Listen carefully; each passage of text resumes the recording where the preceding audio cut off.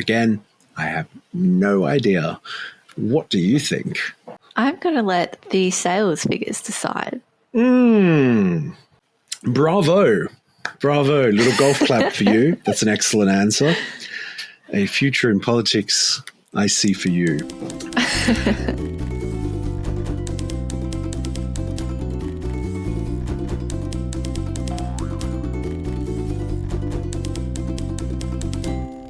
Good morning, everyone, and welcome to the Pleasure of the Text podcast, a shared imagined space where readers and writers make meaning together.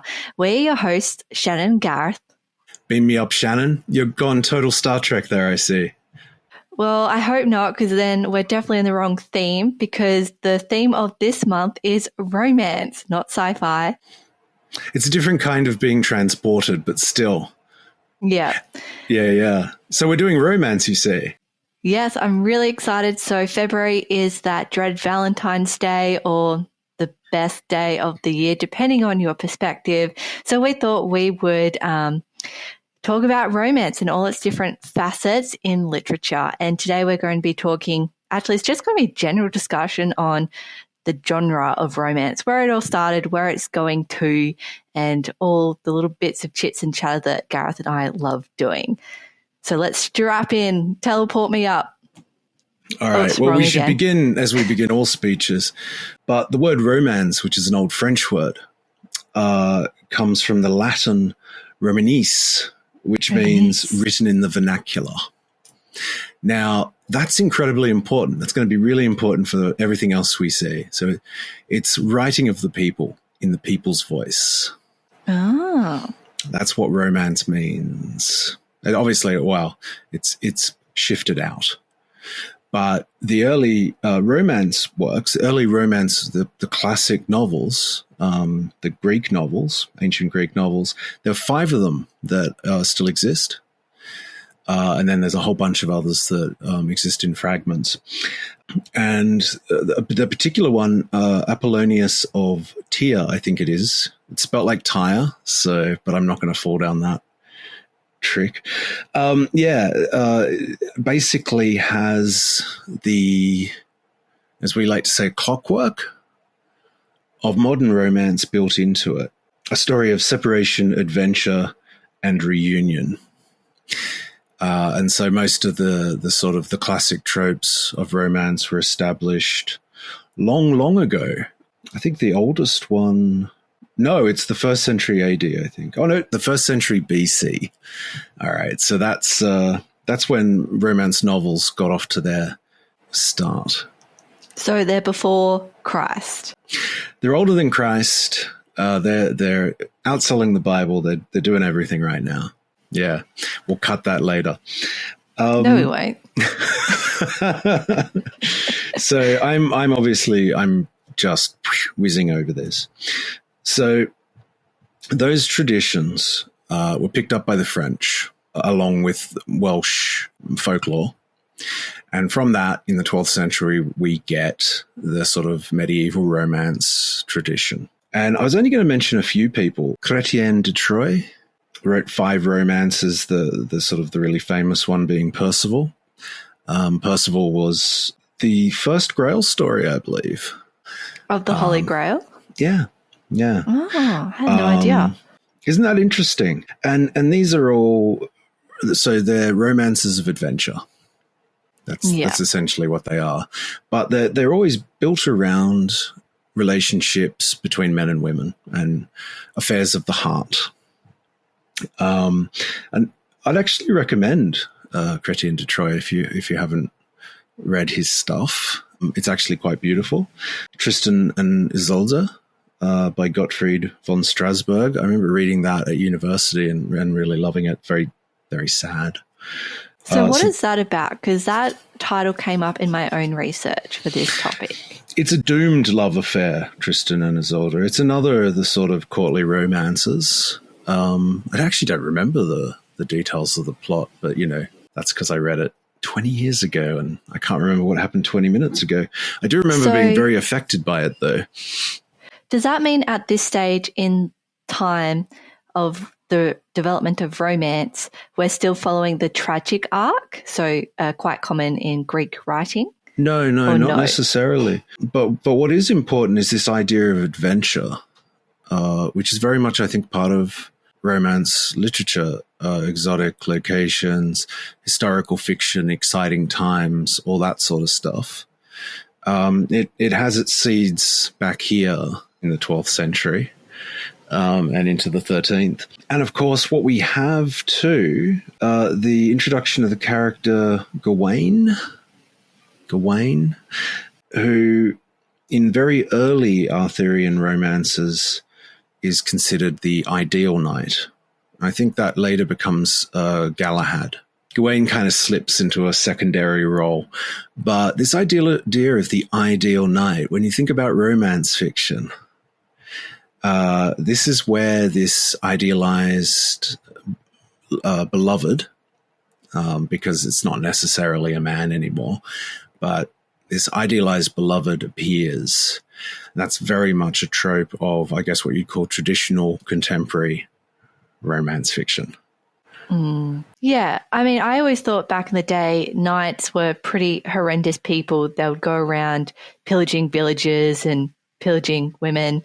Not the type of knightly figure that we see today in romance.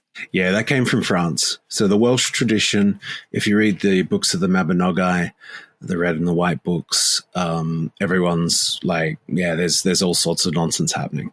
And then essentially in the French courtly tradition, they brought in this idea of this sort of nobility, of a code.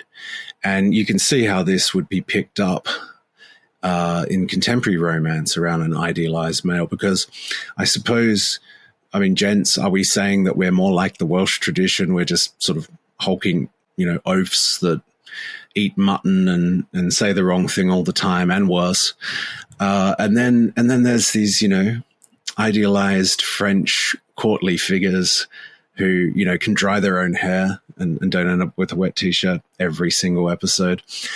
And that's the idealized man that clearly doesn't exist. I know, right? So then we go down, further into the 15th century. Along the English line of the tradition, we get something like La Morte d'Arthur by Thomas Malory.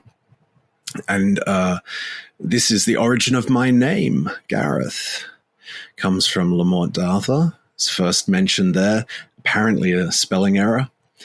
Don't know what he was actually trying to spell, but of course, Malory wrote, it was vulgar language. It was language as meant to be heard. So I come from the romance tradition. Maybe the most romantic thing about me. Now, I've got one more really big thing to talk about before I shut up for a minute, because we're doing all these big things, right? So we've got, the courtly romances and medieval writings. When we think of them, we think of these works. And there's some of it in Chaucer too. And so basically, romance writing, the romance genre, was prevalent at all these times, but I'm going to go one better. Okay. So Arthurian prose romances were influential in Italy and Spain. And in Spain, there was a prose romance, Amadis de Gaula. And essentially, this romance inspired Don Quixote, 1605, which is seen to be the first modern novel. And so when we talk about the modern novel is arguably, and I don't think it's that much of an argument, is arguably a romance novel. And that takes us up to 1605. That's a lot. I don't have much more on the history, actually, because basically I just wanted to cover pre-20th century. So romance fell away very much in the succeeding centuries and was picked up again in the 18th century. There was a bit of a revival, and there's just a few works that are worth noting. One is Can The I Castle. ask why it fell away? Oh, things just do, don't they? There was a sort of a French classicism took over. Okay. And it just was out of vogue. But it made a comeback. And yeah, Horace Walpole's The Castle of Otranto, which is a Gothic romance, is a very important book in the Romantic Revival. Another one they got us to read at university, and another one I remember liking. I remember we read Otranto and Northanger Abbey by Jane Austen, and Northanger Abbey, for whatever reason, remains my favorite Austen book. And now this is lovely. Richard Hurd wrote a book called Letters on Chivalry and Romance in 1762, and he makes a great defense of the value of romance as a genre. And I've got this lovely quote from Britannica, Encyclopedia Britannica. So I'm not saying this, so, don't blame me. But in the encyclopedia, they said to Hurd, romance is not truth, but a delightful and necessary holiday from common sense. I actually really love that quote. Yeah, it's the sort of thing that could offend you, but if you really listen to it, it's delightful and necessary. And I think that's true. A delightful and necessary holiday from common sense. So that takes us up into, I guess, the more modern era. And then there's this question of, people still dispute whether Jane Austen is really a romance writer. I think that's quite funny. I would say Wuthering Heights by Emily Bronte is an obvious romance novel. Gothic romance, right? Yeah, and tragic. But so it doesn't have the happy ending. The happy ending actually came with another writer, a writer I wasn't aware of. So, but people who are fans of romance will know the name Kathleen Woodiwiss.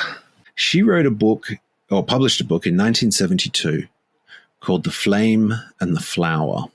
And it was the first modern bodice ripper. You may wonder what a bodice ripper is. I wasn't sure. I know that you rip the bodice off, and you probably can work it out from there, but I didn't. It's the first romance novel to follow the principal characters into the bedroom and see what they get up to. Wow. When you said bodice ripper, I heard Jack the Ripper, and I was like, what? What is this? Well, I guess he was ripping bodices, but not in the romantic way. I'm sure there's a subgenre now of Jack the Bodice Ripper novels, and if there isn't, by all means, people take them, make your fortune. Yeah, run with the idea, make it your own. Make it your own. Woodiwiss and Rosemary Rogers were two really important figures.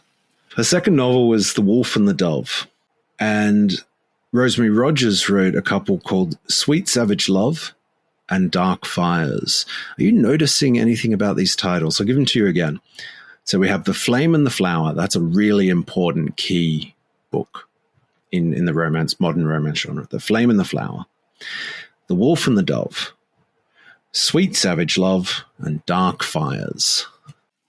So there's reference to fire in both, but there's this juxtaposition between something that's going to destroy something else. Yes. It's really interesting, isn't it? Sweet, savage love particularly gave me a giggle. I guess savage love could be sweet, but not really in any sense that I would understand as sweetness. Yeah. But yeah, The Flame and the Flower and so forth. And I think this might mean something. I sense that it does. That there is a contradiction built into this holiday from common sense, I think, might be defined by this contradiction between a sort of a sweetness and a savagery, a light and dark. Yeah. Now, I say this as someone who has not read a lot of romance novels. So I'm swinging in the dark. I may You catch said fire. last week you're swinging for romance. So I'm swinging for, yeah, I do like that, swinging for romance. I have more stuff to tell you. Do you want some stats now?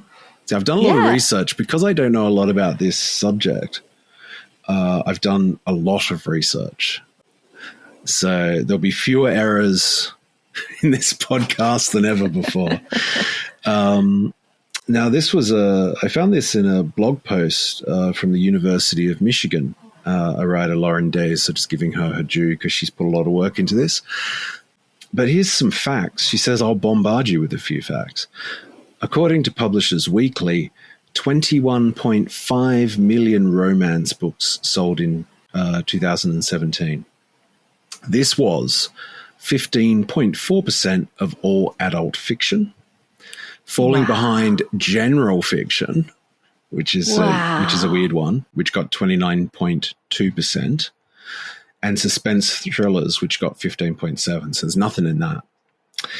A survey funded by the Romance Writers of America found that the gender breakdown of readers was 82% female, 18% male, and the average reader's age was sort of in their late 30s, although I'm not sure that's tremendously interesting. They mention Samuel Richardson's Pamela, or Virtue Rewarded, from 1740 as the first romance novel, but I think we know that's not really true, although it might be a step in the direction towards modern romance. Mills and Boon. Quick bit on Mills and Boon, formed in 1908. What? Yeah, in the UK. Before World War II. Yeah, I know. It's interesting, isn't it? No, World War One. And then Harlequin. We talk about Harlequin romance as it's become a generalized term. But Harlequin was a Canadian publisher, and they started in 1949, and they started publishing Mills and Boon's titles as Harlequin titles. They were sort of working cooperatively, and then Harlequin merged with Mills and Boon. So it's just one huge power publisher, and they pretty much have the market. So it was Woodiwiss that added this extra very important thing in 1972, which is the happy ending. Everything tied up in a nice pink bow at the end, no matter what else is happening. And that was the pink bow motif is very much what people are trying for when they write romance fiction today. All the disparate elements, like that. Okay, so what you're saying is that Mills and Boon and Harlequin, 1908 and 1949, they did not have the happy ending. That wasn't introduced until 1972. That surprises me. Yeah, it's really interesting, isn't it? So that's a bit of a background. I've got a few other things to talk about, but I feel like I should hand over to you now because I've been doing the Western tradition, and you were looking a bit more into the Eastern tradition. And I feel this is going to lead to a question of how is romance different to erotica, and figures like Anais Nin and how she is not seen as a romance writer and why that is. But first, over to you. Well, possibly. I did go down the rabbit hole of Japan and very quickly scared myself. But given the figures that you've just said, romance is the biggest selling genre out there. And given the quote that you gave, it makes sense. So people... Not quite. Suspense just edged it. Oh, just okay. edged it. And general fiction doubled it. But general fiction, I mean, is that a genre? What is that? That's getting silly. So as a genre, I agree. It's just in second place by 500,000 titles, which is not that many. Yeah. Well, what I'm trying to say there is that there's a lot of people searching for that delightful escape from common sense. And given the age group that you gave, even though you don't think it makes a lot of sense, in your 30s, in your late 30s, you've left university or you've left your educational process, you're now in the deep grind of reality. You've potentially got a mortgage, you've got kids, your husband works late, or your partner works late. So what is there left to do? Yeah, that's right. You've seen the non-ideal reality. man. Yeah. And he's been grumpling around, and you want someone who has a smooth golden tan chest that's never going to sun age and some terrific abs. Undulating abs. Right? Like Fabio. Yep. Yeah. and a very sexy Spanish or Italian name. Because when you look at your husband's stomach, you think to yourself, I can't believe it's not butter. Because that's what it looks like. Just a big wad of melted butter. Okay, I'm just going to leave that there for a while to melt. Yeah, just let that melt a bit more. And the bodice rippers. So Japan, that rabbit hole I went down, and I think there is kind of a connection in terms of the current romance that we have at the moment. In Japan, in the earlier periods, they were heavily influenced by Chinese culture and literature. And women were the main writers and poets of the time because they had the time to do that. And a lot of comments were coming out, especially the book of Genji, where the engagement between a male and female was that the male would impose himself upon the woman. They would love a bit of a struggle. The more attractive it was. The deed would be done. And then in the morning, the male would send a morning after letter asking whether they could continue their love twists. So the struggle was, can I use the word foreplay? It's making me feel very uncomfortable, but that was essentially kind of what was happening there in that time period. And if you look into the common or modern romance now, there is that, especially in terms of erotica, there is that push and pull or that fight where you kind of want the male protagonist to want it so bad that they're willing to break some boundaries to get to that level. So I don't know if that's something that has followed along, especially in the Eastern culture. So there must be a similar mirror between both the Western and the Eastern. Mind you, I am talking only about Japan at this stage. Well, Japan was more like the vulgar tongue, wasn't it? Because as I understand it, Japanese scholars would write in Chinese. It was their Latin. Yes. So there is that parallel immediately between the high and the low arts. So the court ladies would be writing in Japanese. The vulgar tongue, yeah. Whereas the more educated men would be writing in Chinese. So that's a good point that you've just made. And I do want to talk about Korean modern romances, but I think we could go on to that a bit later. Okay, so I guess now would be a good time to mention Sir Gareth. Sir Gareth is a scullery boy, which is why he's so messy looking. Sir Gareth is a scullery boy, and a noblewoman called Lynette goes to the court of King Arthur. This is in La Morte d'Arthur, when, Mallory misspells the name and we get the name Gareth. And she says, I need a knight. My sister Leonis has been captured by this dark knight. Who have you got? And there's just nobody available. And so the scullery boy goes, excuse me, sir, I could do it. And Arthur is so impressed by his bravery and, good pan cleaning skills that he knights him Sir Gareth and says, here you are. This is a knight. Go take this scullery boy and he'll go get it done for you. And so they go on an adventure and she's very unimpressed with him. And they have a lot of barbed moments. But again and again, he shows what a tough scullery boy he is. And then he fights the Black Knight, or he might have been the Red Knight. I can't remember. He was, all the bad guys always pimp their armor in one color. They pimp their armor in, I think I just knocked my microphone. Never mind. They pimp their armor in one color and then they just become the, whatever. I'd be the Purple Knight, I think, or the Mauve Knight. But Gareth defeats the Dark Knight. You are wearing a red shirt. I know, right? Well, this was the most romantic color I had. Ah, okay. Yeah, I didn't want to go all Star Trek like you. Oh my God, I'm wearing the red shirt. They're the ones that die in the Star Trek universe. Yeah. Anyways, so essentially what we have there is we have the more accessible love interest, that's Lynette. And then Leonis is even more beautiful than Lynette, possibly. But you never really get a sense of her. She's always just up in the tower looking beautiful and tragic. And the story ends with, maybe Gareth went off with Lynette. Maybe he went off with Leonis. I like to think he went off with both of them. But effectively, that's the story. And so you have the... So in this narrative, if we take it over to Star Wars, Leia is Gareth. Now she has Luke, who she's traveling around with, and he is the more accessible one. But arguably, and no offense to Mark Hamill, not as good looking as Harrison Ford, who is more remote. He's more remote because he's, a bit of a dick. And so that pushes him further away. But, I love you. Yeah, I know.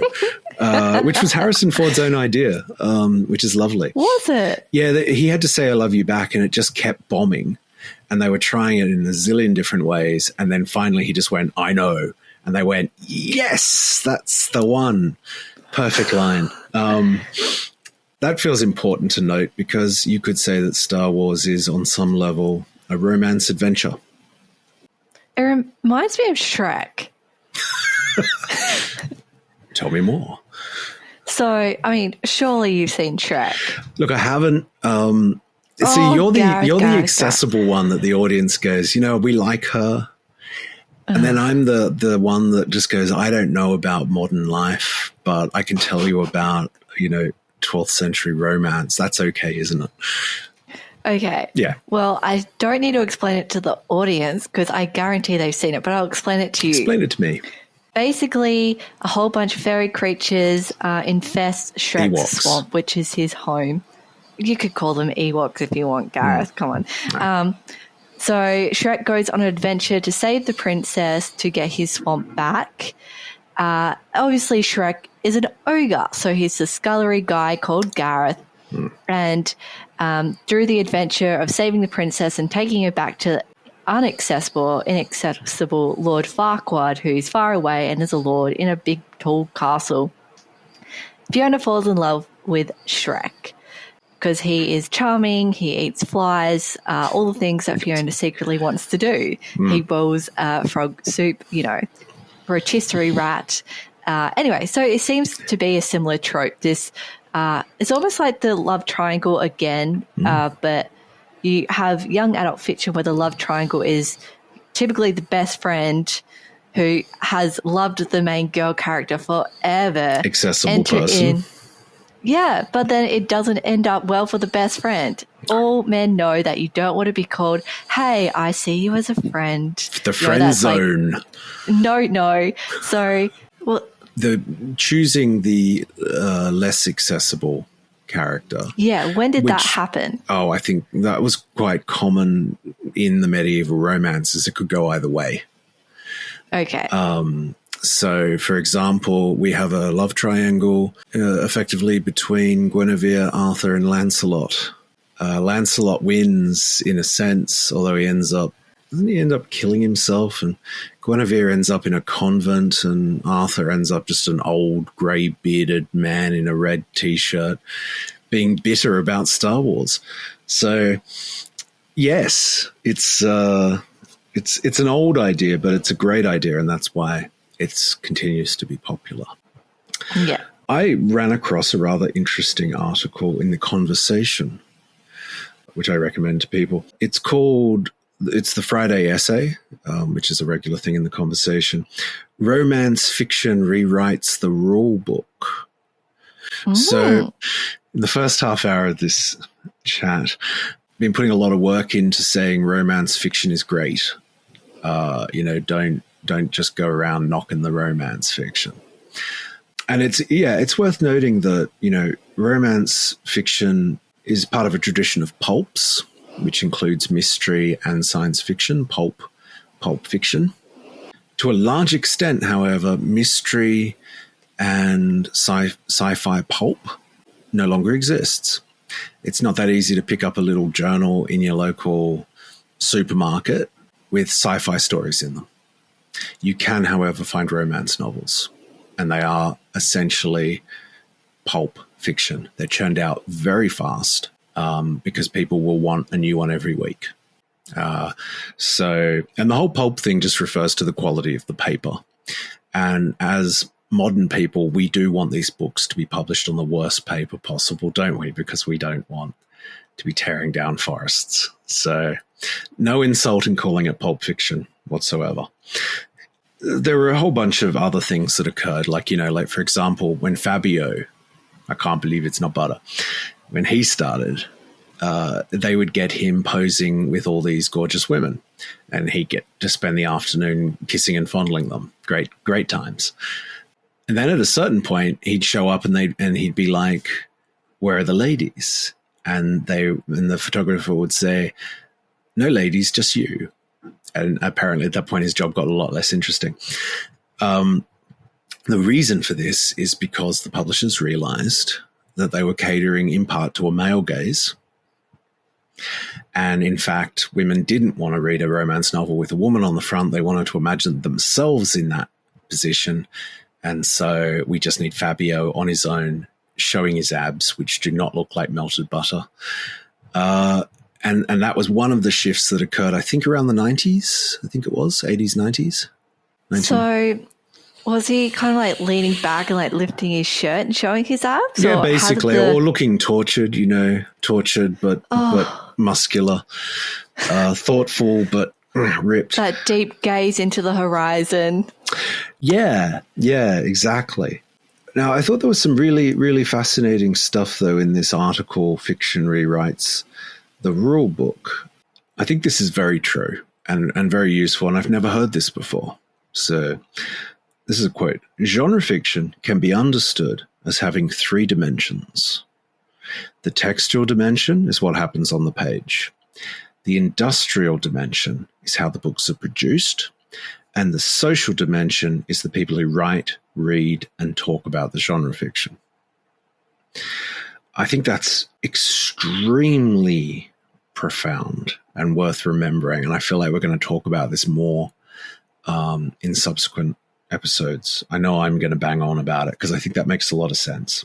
In this article, when they're talking about rewriting the rule book, they have 5 things that they say have been dynamic about romance fiction in the modern era. So I'm just going to share these with you because this goes from fascinating and laudable to problematic. Yeah. So, number 1, romance is at the forefront of digital innovation. And so basically the reason for that is that ebooks have taken off. Romance ebooks are the largest growing area of ebook publishing, far surpassing all the others. And in the ebooks, there is the possibility of messing with the genre a bit more because there is currently a view in publishing that ebooks are not as important, not as permanent, and things can occur. Now, I don't think it's true that they're not as important or as permanent. However, maybe that belief does underpin this idea that things can occur, risks can be taken, and that is a good thing. Mm. So I think number 1's right. What do you think? So the author of 50 Shades of Grey, she started off as an ebook publisher.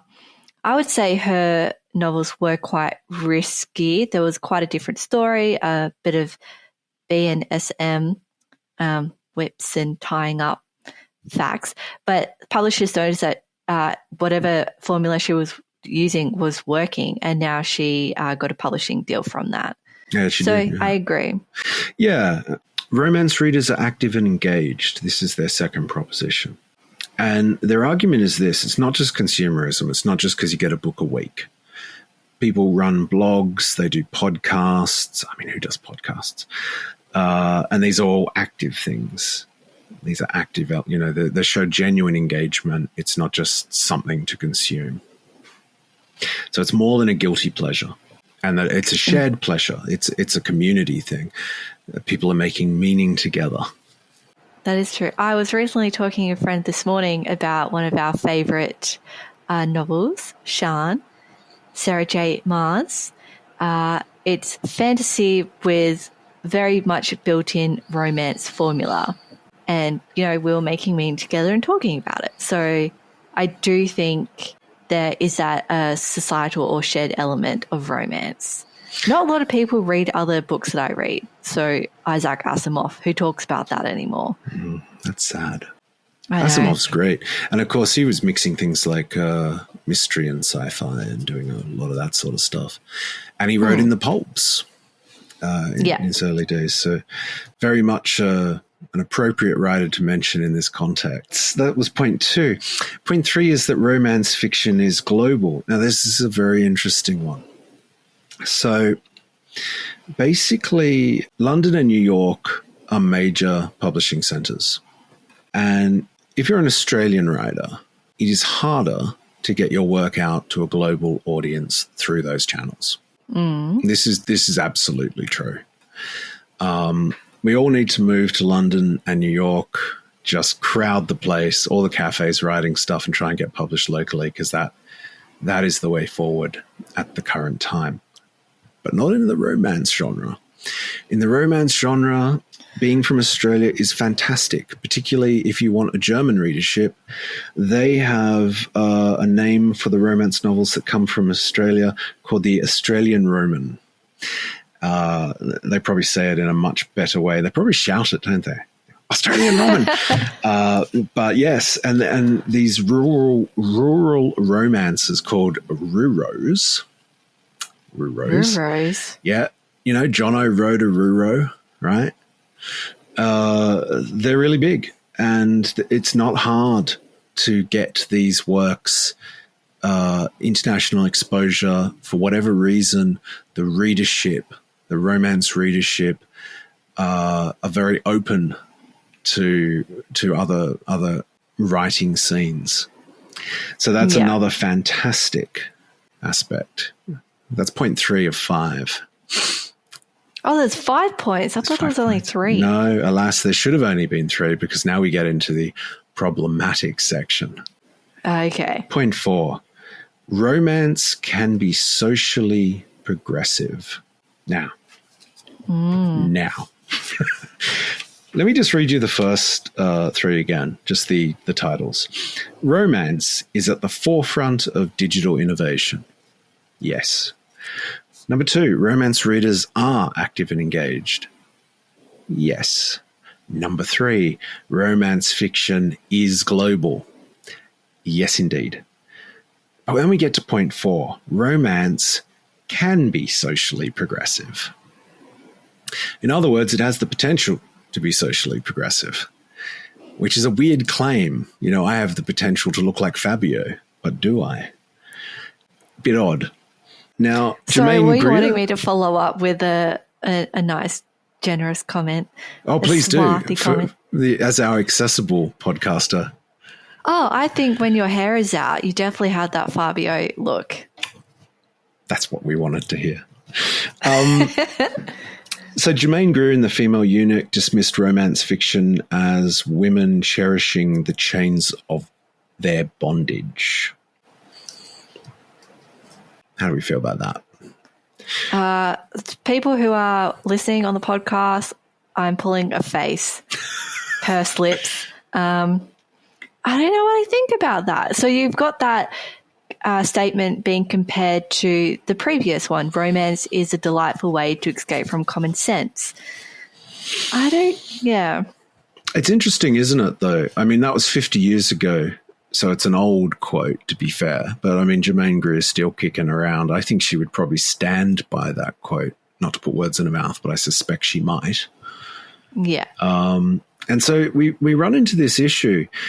We have genre norms, but there is also a drive to recognize the Me Too movement and the heroine's bodily autonomy and things like that. And just, the shape of modern feminism.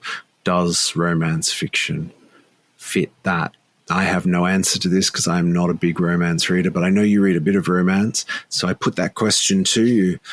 Are romance books becoming more progressive? Because they can be. But what we're not getting is, are they actually becoming more progressive? So I don't read pulp romance. And I think that dynamic is quite different to when romance is melded into other genres, so action, adventure, fantasy, and so forth. With the romance in fantasy, I think this idea of romance and the want to be desired, you want someone to push the boundaries in books now, women do have a lot more autonomy. They a lot more powerful characters or protagonists. But I still think in that romance, the reason why they're so popular is because women still want men to take the lead on the instigation. Is that still being shackled to this whole old concept? No, because I do think women are the gatekeepers to any interactions that do occur. Well, no, that's interesting. We ultimately still hold the power. Okay, because point 5 is romance has gates that are kept. Oh, okay. What's that point? So I'm just going to quote this. Romance fiction is more progressive than some stereotypes might suggest, but it is not free from exclusion or discrimination. The genre is influenced by its gatekeepers, human and digital. One form of gatekeeping takes place through the same voluntary associations that nurture community. In late 2019, the Board of Romance Writers of America censured prominent writer of color Courtney Milan, suspending her from the organization for a year and banning her from leadership positions for life. The decision was made following complaints by 2 white women, author Catherine Lynn Davis and publisher Susan Tisdale, about statements Milan made on Twitter, including calling a specific book, quote, fucking racist mess. So there's some gatekeeping there. I mean, I don't know. That's one example. I could make a statement and say, given how popular romance is on the digital format, you're reaching a whole different set of audience, a whole different crowd. And I can give 100 examples of where romance is running away from those gatekeepers in terms of the publishers, especially with self-published novels. To me, that just sounds like, I've got an example from 2019. I'm going to throw it in here to support my point of view. That's what that feels like to me. But if you take it out of this context, I think it would be a far bigger scandal outside of the romance genre world. Like if you say put it in the area of film, American film, and a black director criticized a white director's treatment of people of color, and the Academy banned the black director for using the F word and, or maybe the R word, I'm not sure which word bothered them more. I think that would be a big thing. It's interesting to me that wasn't a bigger thing. Like my limit for this is if I've heard of it, I'm hiding under my 12th century books, then it was a big thing. And I had never heard of this before. So I guess what I'm saying is perhaps within the sort of, maybe there is a degree of conservatism, a less progressive edge to it that allows for these arguments to sort of, and I'm not saying it's a good or a bad thing because I have absolutely no idea. I know in this sort of culture of outrage that we have, I'm surprised is all I'm saying, that wasn't a bigger news story. Yeah. In part, I'm glad that it wasn't a bigger news story because I think we do live in a culture of outrage and it all gets exhausting. But on the other hand, the Romance Writers of America, what were they doing? Because we're not talking about defamation. I mean, we might, I don't know, there could be a defamation case in place, dragging on, making the lawyers lots of money. But the Romance Writers of America came in and said, right, we're taking action for this terrible crime of slander. Yeah, that's really bizarre. It is, and it's very problematic, I think, in terms of the players involved. So I don't know what the right answer is, but I can certainly see that something feels out of kilter with the shape of modern society and the way people generally behave these days. And one last thing that's worth noting about this genre is that the constraints within it, the formula. We've talked about literary constraints in a previous episode, or possibly in several previous episodes, like and subscribe, and comment, folks. We love comments. And a formula, a constraint, can be a powerful thing to spark creativity. And so, I think within the very tight formula, they're looking for books that are both incredibly formulaic and original. And so, yeah, I could see how within the romance genre, there are some fantastic bits of originality in terms of work on the page, the textual dimension. Going over to Korea, formula of romance is very different to the Western format. So I watch a lot of Korean dramas online. They're amazing. I highly recommend them. Love in the Korean sense is less erotic. There's no bodice ripping happening. You definitely do not follow the couple into the bedroom. Even making out or having a kiss on the cheek happens halfway through a 20-episode series, and you're just hanging on the edge of your seat for that kiss. Oh, it's pretty intense. Korean love and Korean romance, it's this really slow burn that builds up over time, and they have a sense of your first love being incredibly special. So you could have feelings for someone in high school, not see them again for 10 years, and you see them again and, it's fated in a sense.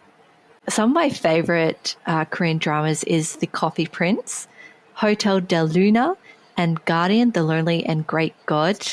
How each of these series ends, I am going to give it away in a sense.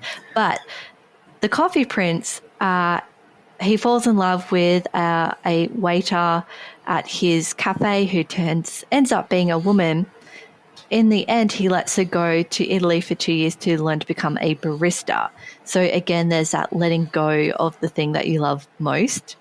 Hotel del Luna, it's about a ghost who's held an incredibly long grudge to another person that betrayed her over thousands of years, and her job is to walk other ghosts or souls to the underworld by letting them let go of their own grudges. She gets a worker, a hotel manager, that helps her work through her own grudge, and they fall in love, and his final act is to let her go, her soul to finally move on, and they never see each other again, except reincarnation. And it's a similar story to The Lonely and Great God. In the Western sense, love is linear, whereas in the Eastern sense, there's this continuing, we're going to see each other again in the next life, over and over again. And it's incredibly long wait and patience. It's not, I have to have you right now, which a lot of romance is made up of in our day and age, modern day. Well played. You were on a tightrope there, but you got through it, and I'm impressed. Now, these are series, though. These are TV series, yeah? Yes, but a lot of them are based on books, manga, kind of. Not to the same extent as manga, but a book series. Yeah, I understand that's also true. There's a romance tradition in Japanese manga as well. Although, again, they might not be pitched at people like me. And in Korea, of course, the idea of fatalism, like they have the choosing day. I'm not quite sure what that's called, where they have a whole bunch of items in front of them as a baby, and the one they pick up suggests what they're going to do in life. So they might pick up a pencil, in which case they're going to be a pencil pusher or a writer. I don't know. But I didn't know that. Yeah. It's a tradition, Korean tradition. I'm sorry, I can't remember the actual name of it. And fatalism actually is very much in the Western tradition too. And sort of karmic retribution and karmic reward. One of the things that is pretty consistent in early, and I'm talking hundreds of years, early romance up to now, is the idea of virtue. Virtue of character if not the idea of a sort of a virginal quality, which you kind of see in I'm getting the sense of it from the Korean romances, the sort of a chasteness. Yeah. And the author that you mentioned, The Flame in the Flower, there's this concept that the woman is virtuous, she is chaste, and with that virtue, she is going to change the hardcore, dangerous masculine man into a more soft, loving human being. That's the role of the woman in a lot of these stories. And that's her power, isn't it? Remember we were talking about this idea a few episodes back, that the power lies... Margaret Atwood. Yeah. Although clearly that is shifting in various ways. Powers being placed into different orbits, which is, not a bad thing. I think that is a conservative concept, and it'll be interesting to see how it survives our current age, and whether romance novels will be recognizable in 20 years' time, or whether they really will, jump off into all different directions. Okay, well, I've got one more thing, and I think this is pretty interesting.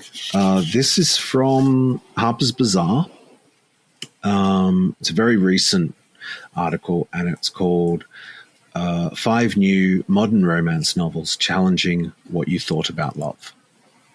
So I was thinking, we've got this idea that modern romance novels are having to change to cope with modern expectations around things like feminism and Me Too and those sorts of things. So my impression is that these books are speaking to that in some way, and the Harper's Bazaar have listed them.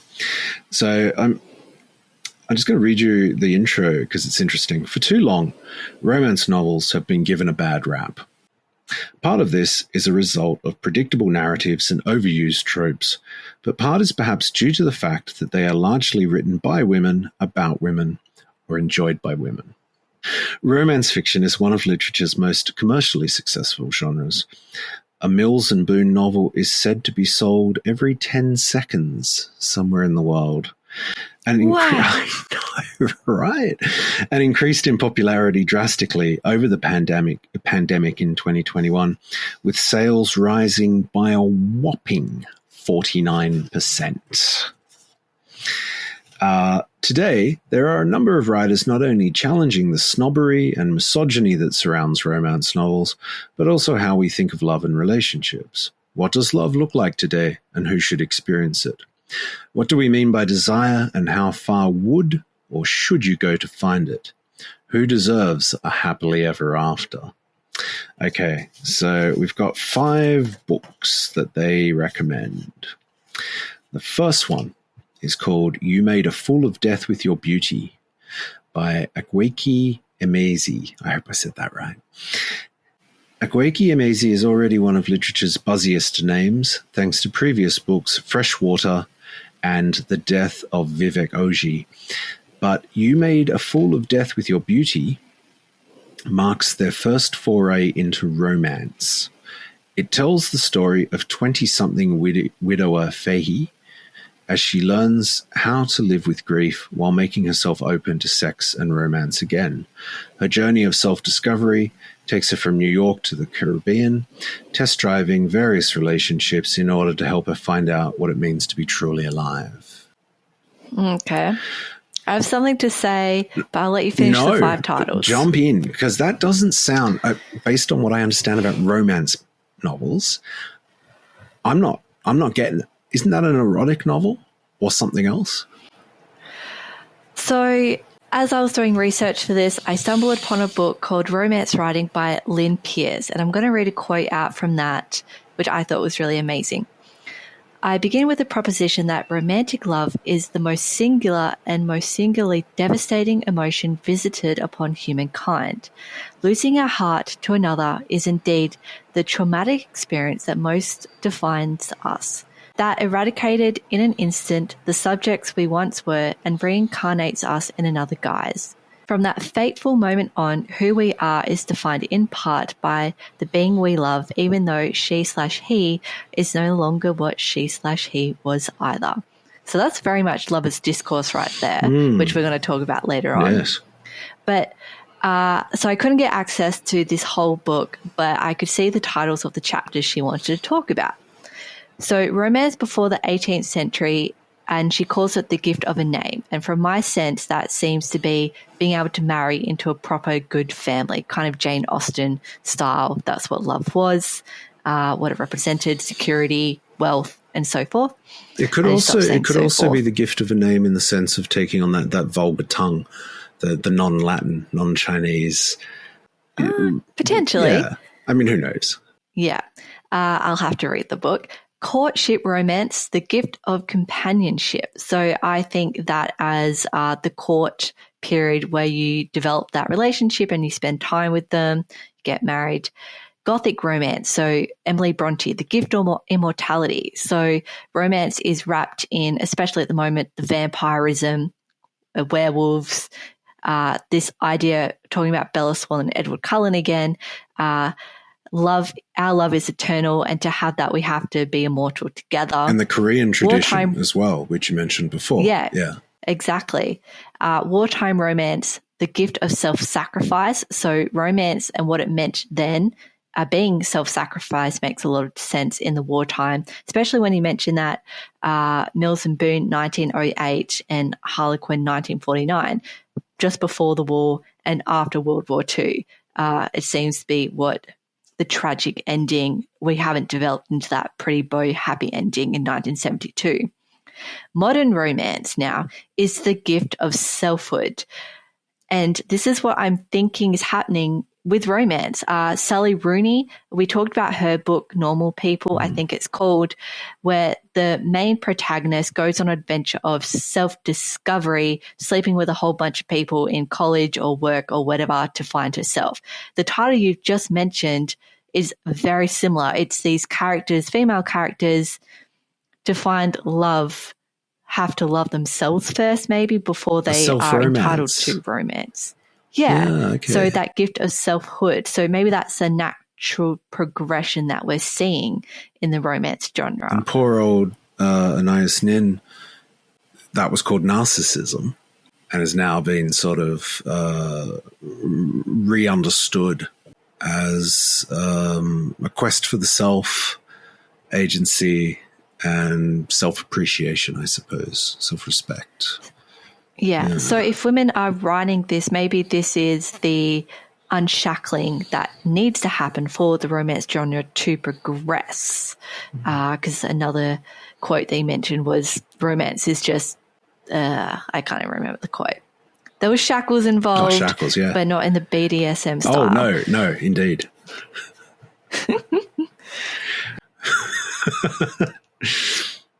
That's really interesting. Yeah, that makes a lot of sense. Well, let's see if the rest of these books essentially go along those lines or if they problematize the definition of the genre further.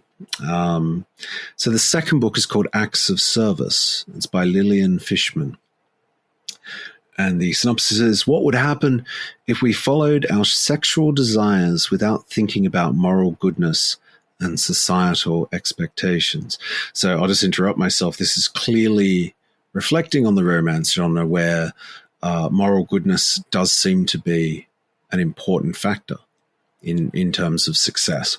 Lillian Fishman's provocative debut, Acts of Service, doggedly pursues this question as she explores sex, power dynamic, and pleasure in one of the most anticipated books of the year. Her unlikely protagonist finds herself cheating on her girlfriend to enter a polyamorous sexual arrangement with a couple she meets online. Boundaries become blurred, moral compasses are ignored, and hedonism is prioritized in this daring novel that is destined to prompt discussion. Are you prompted? Yes. Please be.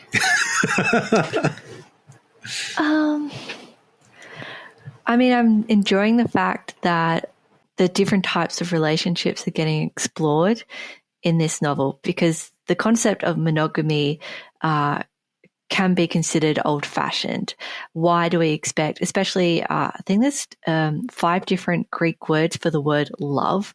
Why do we expect one individual to provide every single aspect or facet of what we think love is now? So you've got sexual love, familial love, etc., etc. And I think that is the calling card for polyamory or polyamorous relationships. So that is an interesting book. Cheats on a girlfriend, though. I mean, it would be a different book, surely, if she entered this polyamorous relationship from a position of being a single person. Now, the moral goodness is obviously out the window with the cheating. And she doesn't leave a girlfriend, she cheats on a girlfriend. So this is an interesting thing. I wonder how these characters all fit together. All right, Something Fabulous is number 3 by Alexis Hall. The stratospheric popularity of Netflix's Bridgerton. Have you watched Bridgerton? Nor have I. Indicates that we're all bigger fans of a Regency romance than perhaps we ever thought.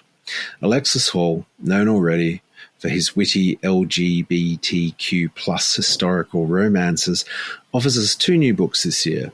The first being Something Fabulous, a fun romp about a gay duke who is betrothed with a twin and enamored by the other. And he also gets husband material, his riff on 4 weddings and a funeral. These books are not only breaking boundaries and making romance novels more inclusive, but they're also moving, joyful, and irrepressibly mood-enhancing. I love the concept of engaged to one twin and enamored by the other. Is your classic love triangle there. All right, number 4, Honey and Spice by Bolu Babalola. Bolu Babalola, oh my God, a self-described rom-connoisseur, has devoured romance stories since she was a teen, finally leading her to write Honey and Spice. The book, which follows the success of her best-selling debut, Love in Colour, Mythical Tales from Around the World Retold, has been dubbed the rom-com of the decade. Don't you love these publishers? We're 3 years in. This copy, oh my God. I'm so sick of it. Oh my God. Do you think the AI will do any better? Because apparently the AI is going to be writing all the copies. So, you know, the AI that we have now. Yeah, I do know the AI. I can only hope that it does a better job. Oh my God. Yeah. The rom-com of the decade. It's a sizzling, addictive story about a university romance between straight-talking radio show host Kiki and serial casual dater Malachi. Babalola aims to normalize positive stories around Black women in love and starts her writing process by building a brilliant woman and then moving on to develop a man who is worthy of her. So is it all about his moral goodness at this point? Yes. I mean, that sounds interesting to me. Of the ones that we've discussed thus far, that actually feels potentially like an evolution of the genre. Yeah, I agree. So he has to prove himself to her. What an interesting idea. Yeah, I hope it works well in what she does. Yeah, that would be one. You know, I'm not a romance reader. The most modern romance novel that I have read, I think, is Wuthering Heights. However, I would give this book a go. I think it sounds interesting. I would actually. I'm ready to jump on board and give Honey and Spice a go. Well, maybe you should add it to your book review instead of reading Ann Tyler. Maybe I should. Although I feel sorry for Ann Tyler. No. You know what? I'm going to do it. I'm going to read Honey and Spice. But is it actually out in time? Is this actually out yet? I swear I've seen the cover. It's this gorgeous, kind of the same color as my shirt, gorgeous, with black writing, Honey and Spice. But I could be wrong. I'm going to be a progressive person and change my mind. Sorry, Ann Tyler, you rock. I love you. I'm going to give this book a go for the book review. So there you go, folks.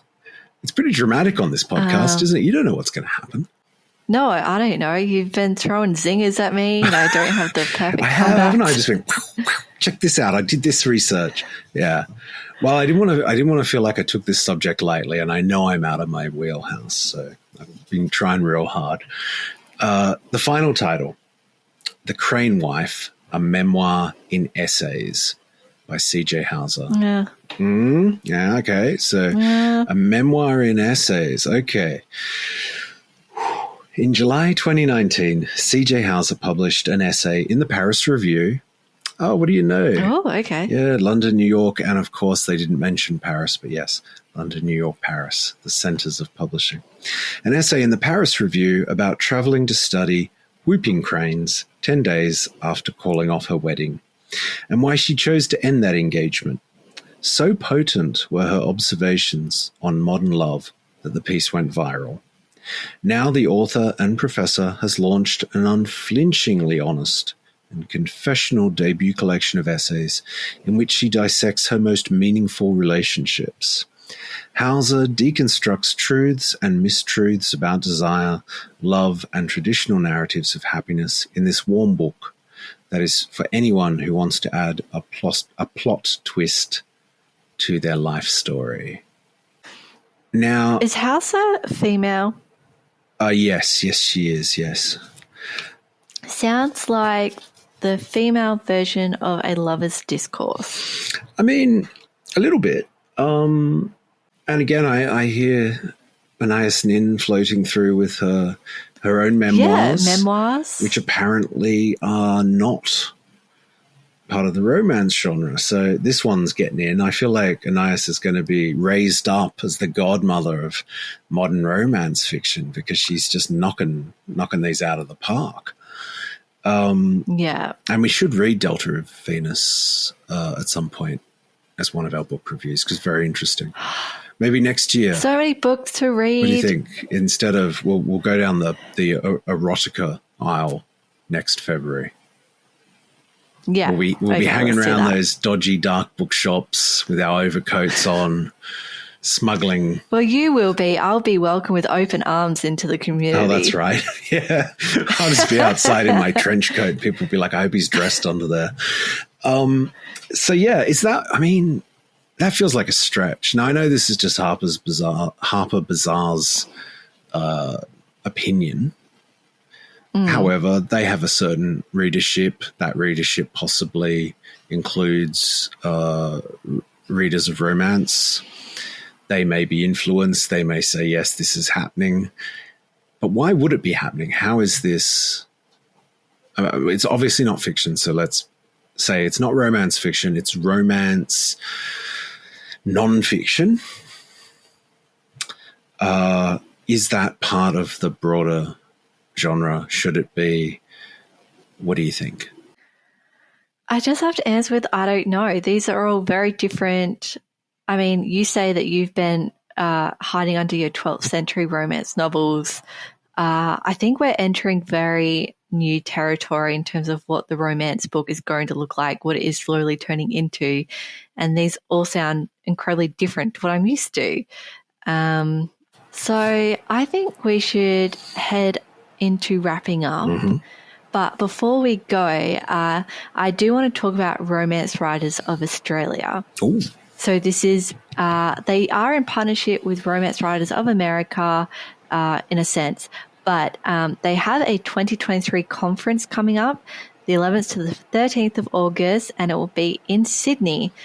But the reason I want to bring them up is because they have a competition that is running in the month of February. So we are obviously doing romance for our February, and we're going to be joining their creative writing competition. So this is the First Kiss Award, and it's opening on the 6th of February and closing on the 27th of February.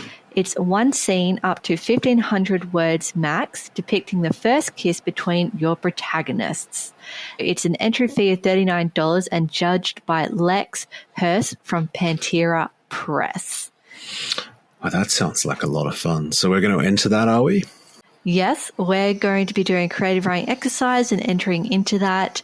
And the contest winners are presented at that conference Gala Awards dinner in August in Sydney. Oh my, that does sound very exciting. Well, I think we should all enter it. Are we going to enter? We're going to enter a joint entry, though, aren't we? Is that what we were talking about? No, we're going to join separately. Oh, I thought we were going to do a joint entry. But we're going to write one and edit it and give feedback on one of the podcasting days we have in February. And we would want this to be a collaborative experience. So listeners, let's do it together. Let's just bombard Romance Writers Australia with new, exotic, very different romance that they've never seen before. Let's break those boundaries. Oh my God, that does sound really exciting. Yeah, I think that's a great idea. Although I would like to pitch the idea that we write a piece together. And if people want to comment, add some sections, we will add your name to it if we include them. Let's create a group piece. Let's do a collective. Let's do a polyamorous writing exercise where lots of people are involved. I can create a Google Doc and I will post it on our Facebook group, The Pleasure of the Text, and people can comment and let's create a Frankenstein romance scene of the first kiss. I think that's very exciting. Let's not do a Frankenstein theme though, because we don't want any disembodied lips. No. Oh, damn it. That's right up my genre. No, that one's out. All right. Wow. All right. Wow, that was a big podcast. And next week we are... What are we doing next week? Well, no. Okay, so next week we're going to review A Lover's Discourse. Now, for those of you who shy away from review episodes because we're full of spoilers, yes, we will be spoiling everything. However, the wonderful thing about A Lover's Discourse is it is a collection of fragments that are fictive, but not fiction. So we can't spoil the plot for you, but hopefully we can get you very excited about it as a book. It's one of my absolute favorite books of all time, right in the top 5. I'm very excited for us to be talking about it. So yeah, come along for that one. It's going to be great fun. And if you've ever been in love or been heartbroken, this is the book to have. When your heart is broken, this book will draw you out of yourself, not because it offers any suggestions, but because it offers insight. And we're probably going to be starting the first paragraph or two of that writing exercise after the review segment. Yes. Yeah, we'll make it a bit of a mixed thing. And then, of course, the week after that, we will be doing writing a sex scene. Ah, yes. Okay, cool. There's so much to look forward to in February. I'm excited. It's going to be great. It's going to be great. We won't obviously enter the sex scene into the competition, but it may help to shape our kiss scene in certain ways. Well, we can, because they do have another competition called Spicy Bites Short Stories. Spicy Bites is for erotic short stories that use the theme as an integral part of the story, which have a high heat level with sexually explicit scenes. Oh my goodness. Oh, so I know. All right. I don't want to collaborate on that one. Yeah, let's not. That feels weird. Yeah. Okay. Well, we should wrap this up in a nice pink bow now and say goodbye, folks. Bye, folks. We'll see you next week Looking forward to on it. The Pleasure of the Text. Bye.